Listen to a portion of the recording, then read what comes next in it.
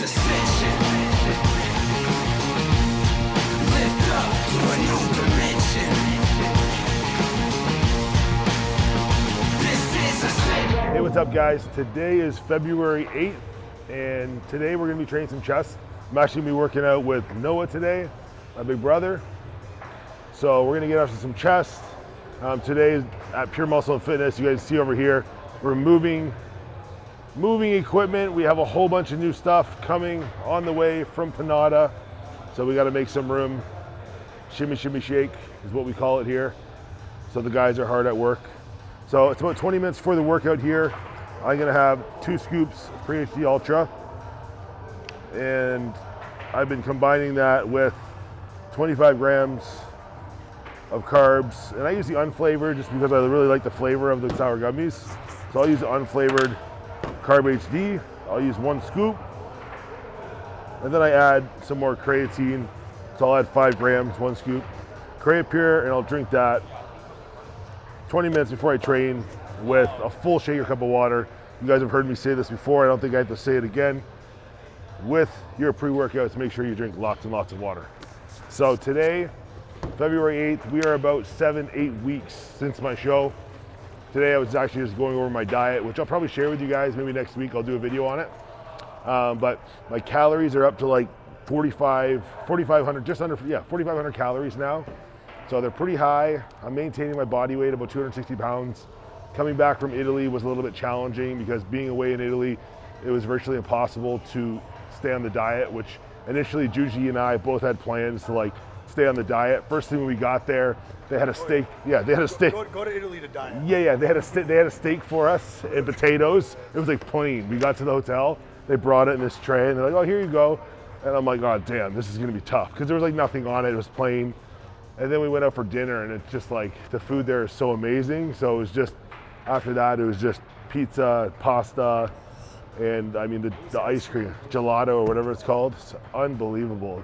It's not even like, you couldn't even like call it ice cream or like compare it to what's Designer here. ice cream. Yeah, it's designer ice cream. So it was like virtually like we only ate 3 times a day while we were there, but they were like massive meals, pizza, pasta, some type of meat, bread, you know, you name it. So it was a lot of fun. So getting back from that, it was a little bit challenging because I think I developed like a little bit of bad habits with sweet tooth. So even still right now, I'm like, I find myself in the night waking up and I go downstairs and I've been either having like a Darryl bar or one of the ISO bars that are, still keeping it somewhat clean. It was, or these ISO bars, they're really good. And I still have two days a week where I have like a cheat meal. Like we just went out for sushi the other night.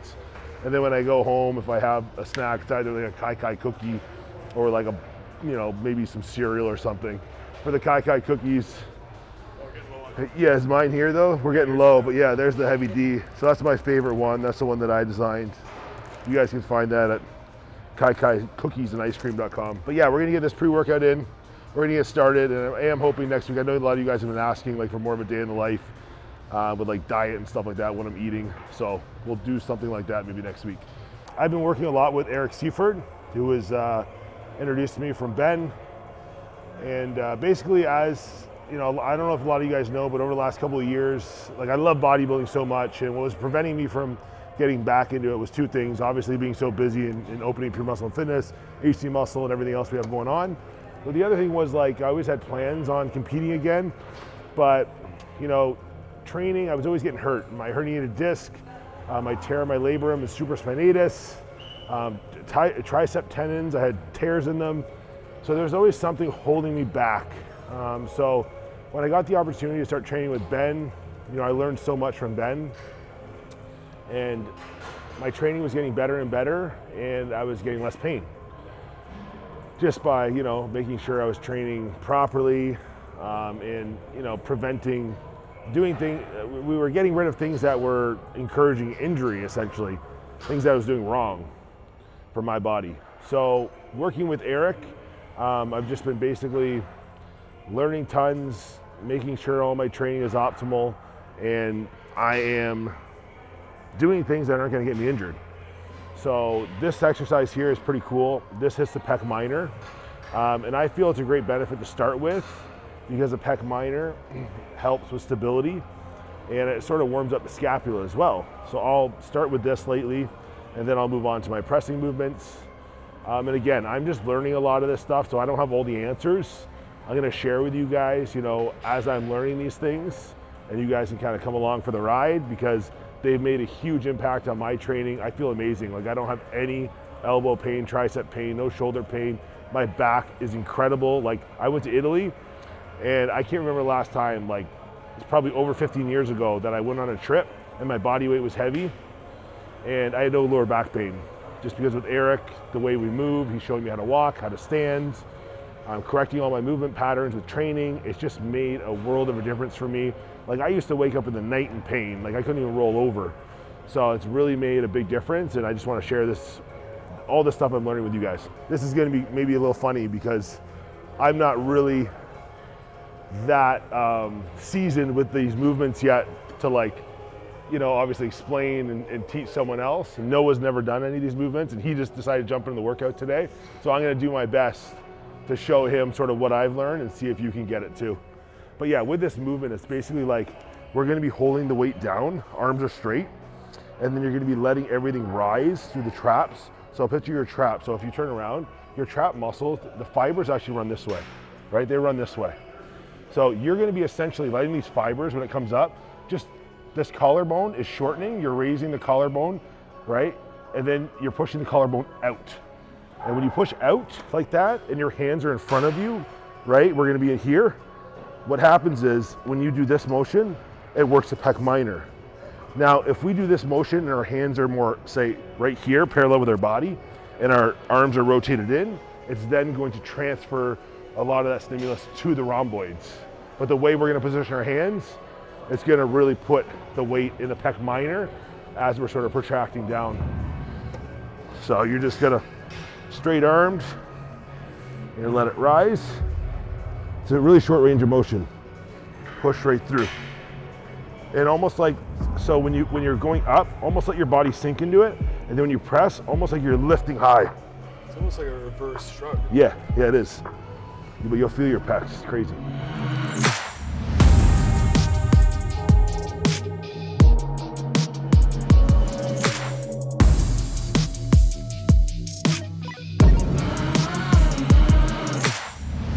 We are gonna do some incline dumbbell presses now. And again, I'm usually really, really strong on incline dumbbells, but I'm trying to break old bad habits that are essentially leading to injury. So last week, did chest with Eric. He showed me what to watch for, and I sort of got a new perspective on the way the chest is working and really paying attention to the humerus and going out. So on the negative, the humerus is coming out, and then on the way up, the humerus is coming in. And that is what I'm focusing on when I'm pressing, to lengthen the pec with the humerus out. As the humerus comes in, you're shortening the pec. Basically taking any tricep out. Yes, There's no press. exactly. So you want to create as much length in that humerus. If you can utilize like a cable or a machine that converges, it's great, right? Because if we're using a machine or we're using cables, we can actually focus on coming across the body as much as possible and shortening the pecs and jamming that humerus up and over the pecs. With dumbbells, obviously you can only come up so much until, you know, tension is off the pec. That arm is going out, right? And then you're just driving this across the body, up and over, around. Yep, good. Keep that dumbbell a little more tucked in so the hand is over the elbow. Yes, right there. I have a tendency to really want to lift my chest high. So I have a tendency to want to do this whenever I press. So what's happening is, I'll show you guys here, this is an incline, right? So we're trying to hit the pec fibers on the upper chest. Now if I go in here and I go back and I do this and I'm arched back like this, I just turn my chest, the angle, more into a flat press because I'm so arched in the back. I just changed the angle. Now I'm pretty much doing a flat press. So for me, he was telling me to almost keep my spine neutral and just let my back be one with the pad. So when I'm pressing, you know, because I have a tendency to want to arc. And that's just basically changing it to almost a flat press. But everyone's body is different. Everyone's curvature in their spine's a little different. So that really depends on the person. But for me, yeah, I always will have a tendency to lift up.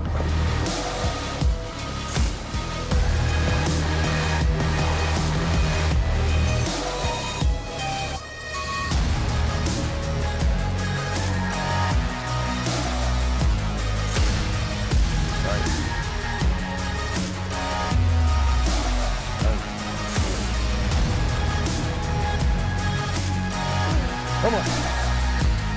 Up. Good. That's it. Very proud. Up there. Just fucking boom, done. I did it. I could burn the extra calories. Yeah, something else I started doing in my training was, it's tough here at Pure Muscle and Fitness because we have so many awesome pieces of equipment, so much variety that sometimes you want to do 5, 6, 7, 8 different exercises in the workout. But what I've been paying attention to is like doing a little bit less exercises and more working sets within the exercises and listening to my body, seeing when my strength in that exercise starts declining or maybe something starts breaking down. For example, if I'm doing barbell rows, maybe by that third working set, my lower back is compromised, it's sore, and I'm not able to get the most out of the exercise anymore. So I'll move on. Because I started really thinking about training and I was like, you know what, how much time do I spend at the gym if I'm going on to exercise after exercise? We have to warm up, right? So if it takes us 5, 6 minutes to warm up, to perform 2, 3 field sets to get to our working set, if I'm doing that for 6 exercises, look at all the time the energy, the time I just wasted warming up.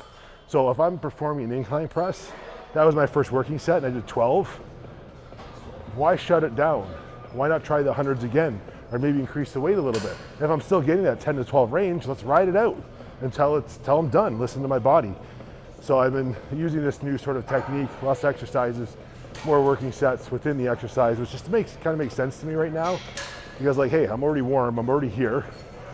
Why not maximize it? So you're doing 5 sets pretty much. Well, I'll do what we do, 3 warm-ups, okay. And then I'll do probably 2 or 3 working. Yeah. Per exercise, or whenever I feel like, for example, if we would grab the hundreds again and I did 8, I know I'm fucking done here. Yeah.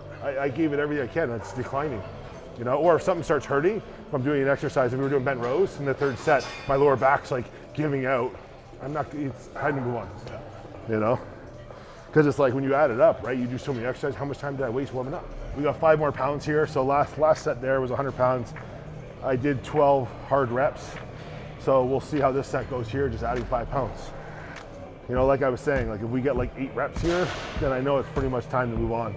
But if we still knock out 10, 11 reps, we still got lots in this for this exercise.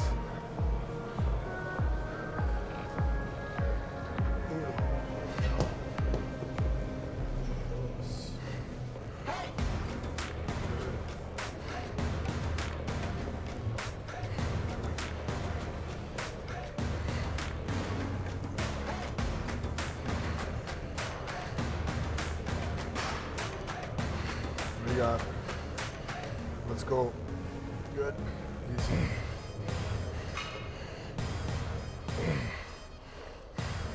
Push. I got it. Yeah. Let's go for it. Lucky number 13. Oh, no, it's 12. Was it? Yeah. First 2 working sets, did 100 pounds, we got 12. We did 105s, we got 12. So we're gonna try the 110s now.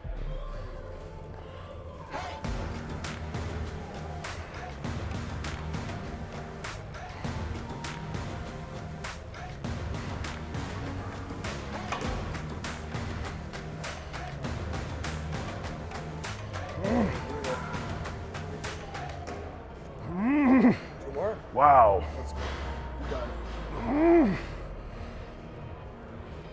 You got it. Oh, easy.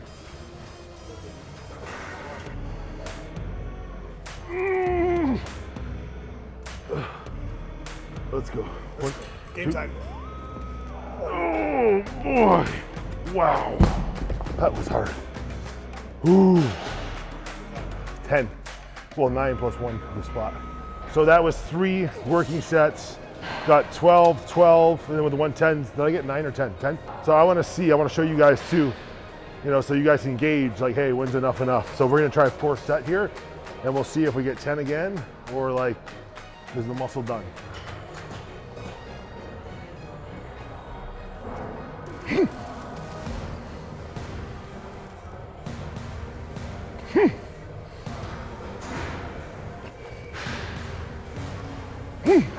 Oh yeah. Oh my gosh, I got it. I know.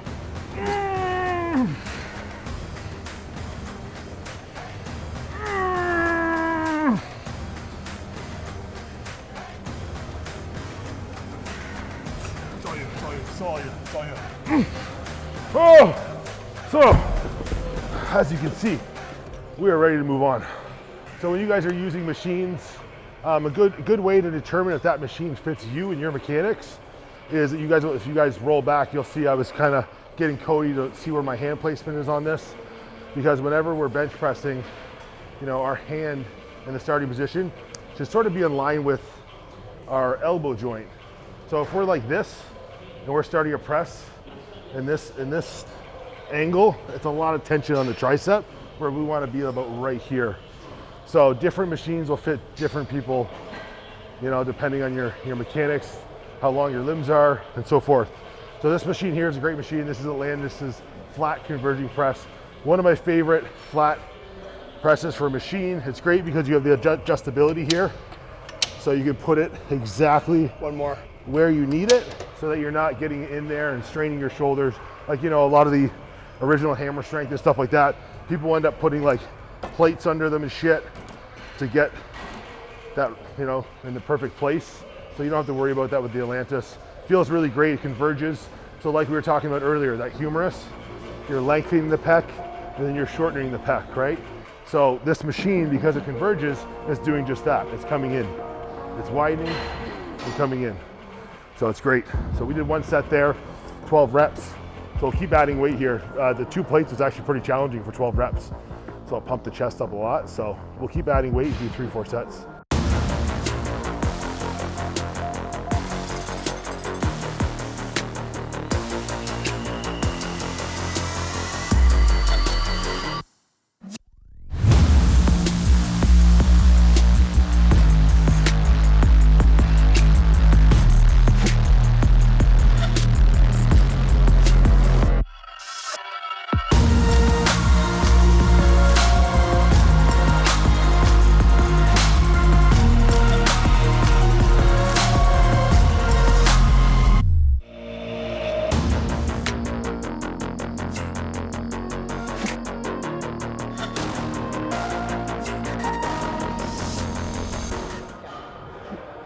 All right, so we finished up on the Atlantis flat press.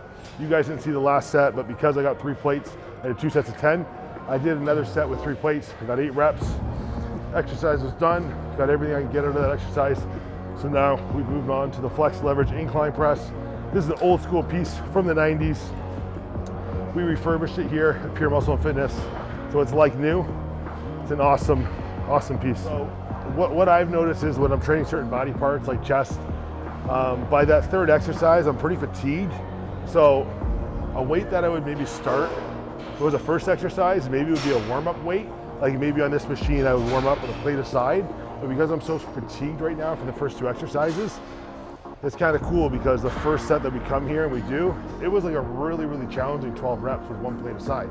So it's easier to get into the exercise. So I would consider that my first working set. So because it's our 3rd exercise, we don't need a ton of warm-ups. We can sort of get right into it because the load that we need to create that failure is going to be much less. So we're going to do the 2nd set here. We just add 10s aside, and I'll be in that 10 to 12 range. Do you feel like that too with working sets when you get to your 3rd exercise? Like you don't always need warm-up sets because you're already fatigued? That's like a weight that would usually be a warm-up is almost like a working set? Pretty much. Yeah, like that 1 plate was hard for 12. Yeah. Starts out easy.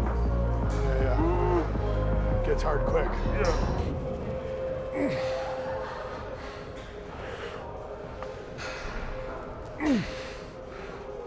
Let me fight it. It's all you.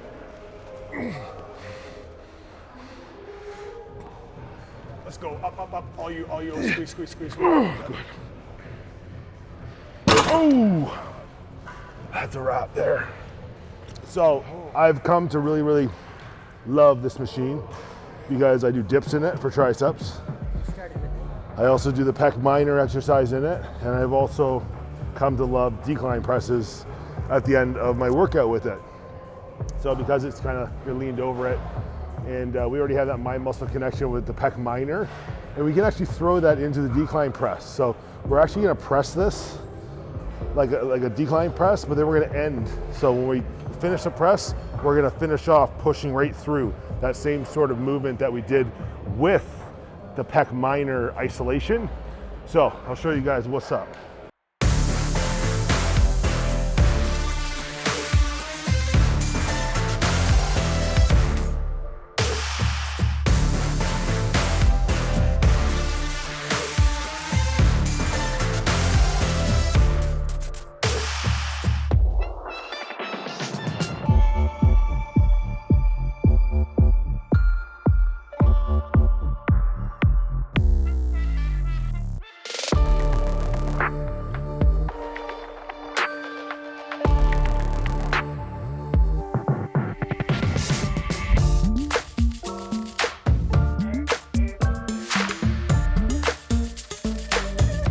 We're gonna end here with the Atlantis pec fly, one of my favorite pec flies. What we're focusing on here, the cues, again, the humerus. So we're bringing that humerus out. We're gonna have a slight bend in the elbow. I'm not gonna keep my arms straight, because if we're straight and we're getting full length, there's just a lot of pressure on the shoulder joint. So we're gonna keep a slight bend. We're gonna let that humerus come to about right here, right? It's fully lengthened in the pec. And then we're gonna focus on driving this humerus across the body. Slight bend in the arm. Don't focus on moving the handles.